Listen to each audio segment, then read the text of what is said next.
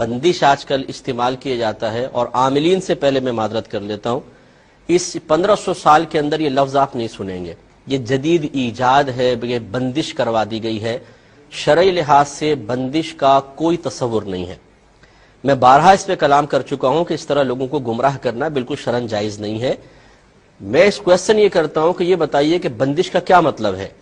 اگر آپ کہتے ہیں کہ جی رشتوں میں بندش ہے، اولاد پیدا ہونے میں بندش ہے، نوکری میں بندش ہے، کاروبار میں بندش ہے، کیا آپ یہ کہنا چاہتے ہیں کہ اللہ تبارک و تعالیٰ تو آپ کو کاروبار چلانا چاہتا ہے لیکن اس نے بندش قائم کر دی؟ اللہ تعالیٰ تو اولاد دینا چاہتا ہے لیکن اس نے بندش کر دی. اللہ تعالیٰ تو رشتہ کروانا چاہتا ہے، اس نے بندش کر دی. اگر یہ واقعی تصور ہے تو یہ تو کفر ہے، کیونکہ کون ہے جو اللہ تعالیٰ کے فیصلوں کو روک دے یا اللہ تعالیٰ کے فیصلوں کو بدل دے؟ اس کا مطلب یہ ہے کہ آپ یہ بندش کا لفظ کہہ کر یہ ثابت کرنا چاہتے ہیں کہ کوئی جادوگر یا عامل اللہ تعالیٰ سے بھی زیادہ طاقتور ہے، کہ اللہ تعالیٰ کسی کو اولاد دینا چاہتا ہے اور وہ اس کو روک دیتا ہے. تو اس کا مطلب تو یہ ہوا کہ یہ اللہ سے بھی طاقتور ہے، اور یہ عقیدہ کفر ہے.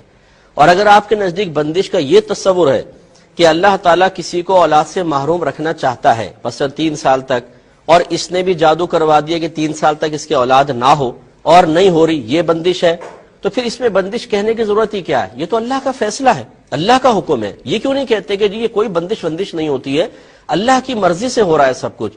اگر کسی کی شادی میں دیر ہے، میرے رب کی مرضی ہے.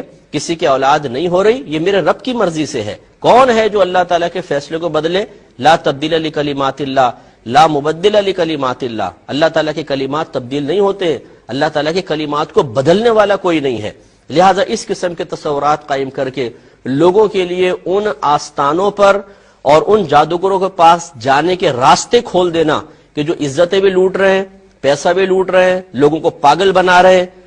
ضروری نہیں ہے کہ آپ اگر جواب دیتے ہیں تو سب کے سب آپ ہی کے پاس آئیں گے.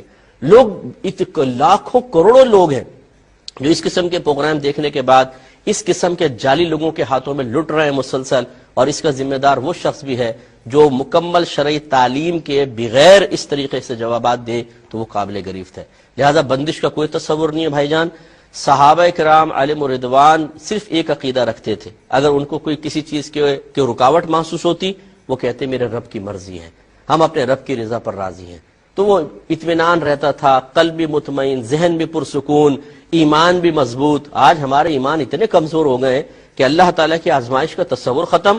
اللہ تعالیٰ سے امیدیں معاذ اللہ منقطع ہوتے ہم نے دیکھی ہیں. عاملوں سے امیدیں لگا بیٹھے کہ یہ عامل کرے گا جو کچھ کرے گا، اولاد یہی دے گا، رشتہ یہی کروائے گا، کاروبار یہی چلوائے گا. بولتے ہیں یار اللہ سے تو دعائیں کر کر کے تھک گئے معاذ اللہ، اب کون ہے جی؟ یہ بابا ہے. ارے بابا، یہ بابا بیچارہ کیا کرے گا؟ بابا یہ اگر کچھ کر سکتا ہوتا تو یہاں کیوں بیٹھا ہوتا؟ آپ ان سے یہ کیوں نہیں پوچھتے؟ یہ تو بادشاہ بنا ہوتا. اگر ہر چیز کو اپنی مرضی کے موافق کرنے پہ قدرت رکھتا، جو یہ بڑے بڑے دعوے کرتے ہیں اور دیواروں اور پوسٹرز پہ انہوں نے لکھوایا ہوا ہے، تو یہ تو پرائم منسٹر ہونے چاہیے تھے اس وقت پورے ملک کے، اور سپر پاور بن جانے چاہیے تھے، کیونکہ اپنے تعویذات استعمال کرتے، اپنے اوپر دم کرتے اور پہنچ جاتے آسمانوں پر. لیکن ایسا نہیں ہے. وہ آپ کے پیسوں کا محتاج شخص بیٹھا ہوا ہے اور آپ اسی کے قدموں میں گر کر اللہ تعالیٰ کو فراموش کر کے اور اپنے ایمان کے خلاف کام کر رہے ہیں. یہ بالکل قطعاً غیر مناسب ہے. کوئی رکاوٹ کا تصور نہیں ہے. یاد رکھیں اللہ تعالیٰ فاعل حقیقی ہے. اس نے دنیا میں ہمیں اس لیے نہیں بھیجا کہ ہماری مرضی کے موافق ہر چیز ہمیں مل جائے، بلکہ اس نے اس لیے بھیجا ہے کہ وہ اپنی مرضی کے مطابق ہمیں زندگی گزارنے پر گویا کہ مجبور کرے گا، اور ہمیں اپنے رب کی رضا کے مطابق زندگی گزارنی ہے. اس نے جو ہمارے حق میں فیصلہ کیا ہے ہم نے اس کو قبول کرنا ہے.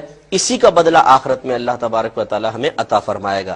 جب انسان اللہ کی رضا پر راضی نہ رہے بلکہ اس کی تمنا یہ ہو جائے کہ اللہ تعالیٰ میری مرضی کے مطابق چلے، اور پھر وہ دنیا کو جنت بنانے کی کوشش کرے کہ یہاں جو کچھ میں چاہوں مجھے مل جائے، بس یہی اس کی میجر مسٹیک ہے.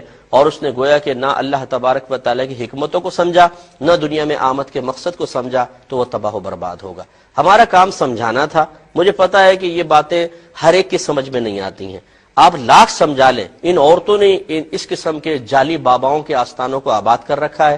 وہاں جاتی ہیں، اپنی عزتیں بھی داؤ پہ لگاتی ہیں، شوہروں کا پیسہ خرچ کرتی ہیں، اور پھر ملتا کیا ہے؟ ٹھینگا. بعض اوقات وہی چیز ملتی ہے کہ جو اللہ تعالیٰ نے دینی ہے. تو اس لیے ایمان کو مضبوط رکھیں، اپنے اللہ تعالیٰ سے تعلق مضبوط رکھیں، انشاءاللہ سب کچھ حاصل ہوگا.